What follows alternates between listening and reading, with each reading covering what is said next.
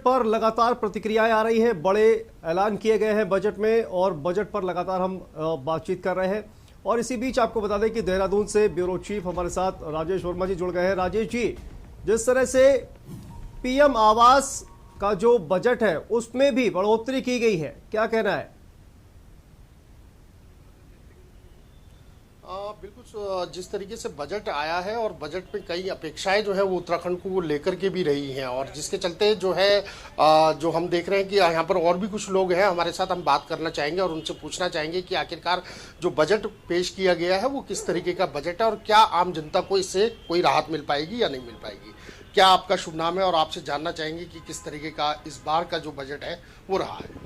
मेरा नाम नारायण सिंह अधिकारी है, ITS सोशल एक्टिविस्ट हूँ।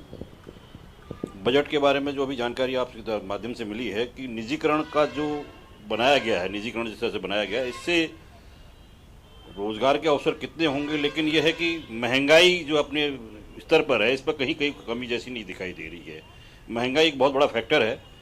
महंगाई को कैसे रोका जाए, महंगाई के बारे में क्या किया जाए, इसके लिए सरकार क्या उपाय क्या बजट में रख रही है, वो ठीक है। सरकार के सामने हो सकता है बहुत सारी समस्या हों, लेकिन बजट जहाँ तक है आम आदमी को स्वास्थ्य, शिक्षा और बिजली, पानी, जो इनकी जो सुविधाएं हैं, इसमें जैसे जल नल आपने कहा कि 3 करोड़ लोगों को हम जोड़ेंगे, तो इसमें जल स्रोत जहाँ तो हैं अवेलेबल हैं वो तो ठीक है, जैसे पानी के स्रोत नदियों की नारियाँ यहाँ बने रहते हैं, लेकिन पर्वतीय क्षेत्रों में जैसे पर्वतीय राज्य, हिमालयी जो राज्य हैं, यहाँ स्रोतों की कमी, जैसे जैसे समय होता है, परिवर्तन होता है, गर्मी बढ़ती है, वैसे वैसे स्रोत सूख जाते हैं। वहाँ जल घर जो है ये कहीं ना कहीं एक विवाद का मुद्दा बन सकते हैं उस समय जब स्रोत सूख जाते हैं।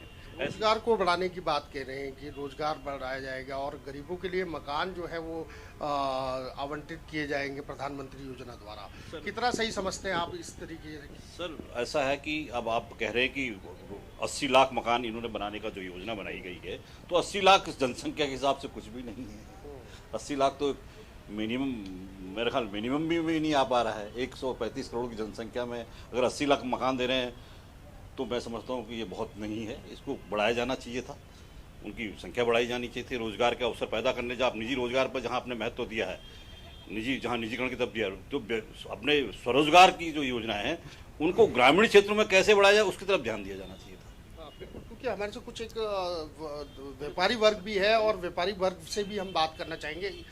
किस तरीके से देखते हैं इस बार का जो बजट है? इस बार का बजट में, इस बजट से बहुत उम्मीदें थे, लेकिन ऐसा बजट में कुछ भी नहीं दिखाई दिया। क्योंकि हम जूते वालों के, कपड़े वालों पे सरकार ने GST 12.5% जनवरी में कर दिया था। हमें उम्मीद थी कि GST को वो कम कर देंगे, लेकिन अभी तक सरकार ने हमारी कोई बात नहीं सुनी। ना ही बजट में उन्होंने GST का जो ब्यौरा दिया है कि हम GST कम करेंगे। उन्होंने कपड़े वालों का GST 5% की था, वो 5% रहने दिया, लेकिन जूते वालों को 12.5% रहा, जिससे जूते वालों को सामान बेचने में इतनी दिक्कत हुई कि उनका घर का खर्चा निकालना भी मुश्किल हो गया है। लेकिन सरकार खूंगी भरी सरकार है ये बिल्कुल हमारा। इस बार जो है चमड़े को भी जो है सस्ता किया गया। अगर आपका जैसे जूते का व्यापार है तो क्या लगता है कि राहत मिलेगी जिस तरीके से? नहीं, अगर उन्होंने चमड़ा का सस्ता किया है तो हम सोचते हैं मिलनी तो चाहिए राहत, लेकिन सबसे बड़ी बात यह है कि जो GST बढ़ा दी उन्होंने, जो जूता हमारे को 500 रुपये का मिलता था वो उस समय हमें 525 रुपये पड़ता था, अब वो जूता हमें 560 रुपये का पड़ रहा है। और उसके बाद लाने के बाद जो खर्च, लाने के बाद वो जूता 500 रुपये का जूता 600 रुपये का देहरादून पहुँचता है, चाहे दिल्ली से लाएँ, चाहे आगरा से लाएँ, चाहे हम सहारनपुर से लाएँ, कहीं से भी लेके आते हैं तो वो 600 रुपये पड़ता है। तो जब 500 रुपये जूता 600 रुपये का पड़ेगा तो हम लोग को बेचना है तो हम उसे 700 रुपये का बेचना चाहेंगे। तो अगर हम ये चाहते हैं कि अगर सस्ता होता है तो हमारा भी फायदा होगा और कस्टमर का भी फायदा होगा, क्योंकि जब माल सस्ता मिलेगा तो हम सस्ता बेचेंगे। ओवरऑल इस बजट की बात करते हैं तो क्या लगता है कि कितने पॉइंट्स देते हैं आप इस ओवरऑल बजट को लेकर के? चौथा इस बार बजट जो है वो पेश किया गया है, तो कितना लगता है कि ये पहाड़ के लिए या आम जनता के लिए, व्यापारी वर्ग के लिए कितना कारगर जो है वो आने वाले समय में? देखो, ये जो बजट है ना, ये जब चुनाव के समय पे ना सब सरकारें वादे करती है, लेकिन धरातल पे कोई नहीं उतरता। मैं ये कहना चाहता हूँ कि अगर मान लीजिए वो जो वादे करते हैं उन वादों को पूरा करें। ये ना करें कि सारे वादे करने के बाद, चुनाव में जीतने के बाद पब्लिक को लॉलीपॉप दिखा देते हैं, वो पब्लिक को कुछ नहीं देते हैं। अब जैसे बेरोजगार लोग हैं, बेरोजगार लोगों को जो है रोजगार मिले, इंडस्ट्रियाँ खुलवाएं, किस तरीके से बेरोजगारी दूर करेंगे वो बताए ना।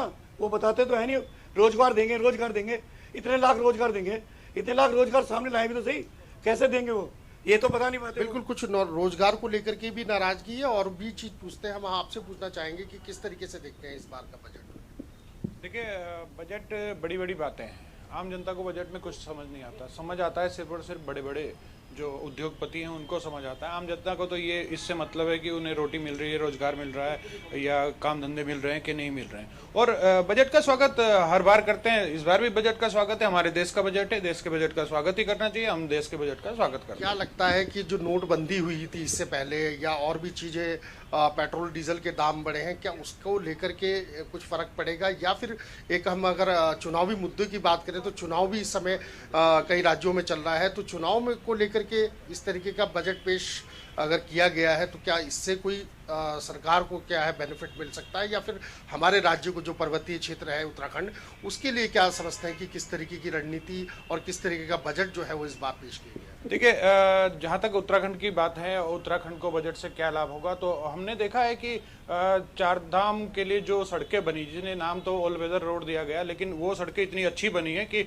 आज लोग देख रहे हैं कि हाँ सड़कें बनी हैं। भारतीय जनता पार्टी की सरकार जब भी आती है, चाहे अटल जी की सरकार हो या मोदी जी की सरकार हो, उस समय सड़कों का काम बहुत अच्छा होता है। आप खंडूरी जी का कार्यकाल अगर याद करें, जब वो सड़क परिवहन मंत्री थे, तो आपने देखा होगा कि देवप्रयाग का जो पुल सन 1974 से बन रहा था वो 99 में बना, खंडूरी जी जब आए। आपने देखा होगा कि जो डोबरा चांटी का पुल भी 74 से बन रहा था वो अब इस समय बन पाया। तो ये काम जो करते हैं उसके लिए तारीफ भी करनी चाहिए और जो गलत है उसका विरोध भी करना चाहिए। और उत्तराखंड में राजेश भाई, आपके माध्यम से बताना चाहूंगा कि 75 साल हो गए उत्तराखंड को, भारत को आजाद हुए। जी राजेश, तो आप बने रहिए हमारे साथ। अंग्रेजों जी राजेश, आप बने रहिए हमारे साथ। अभी आपको बता दें कि बजट पर जो चर्चा है वो लगातार जारी है। तमाम हमारे सहयोगी हमारे साथ बने हुए हैं। फिलहाल वक्त है छोटे से ब्रेक का, जल्द वापस लौटते हैं।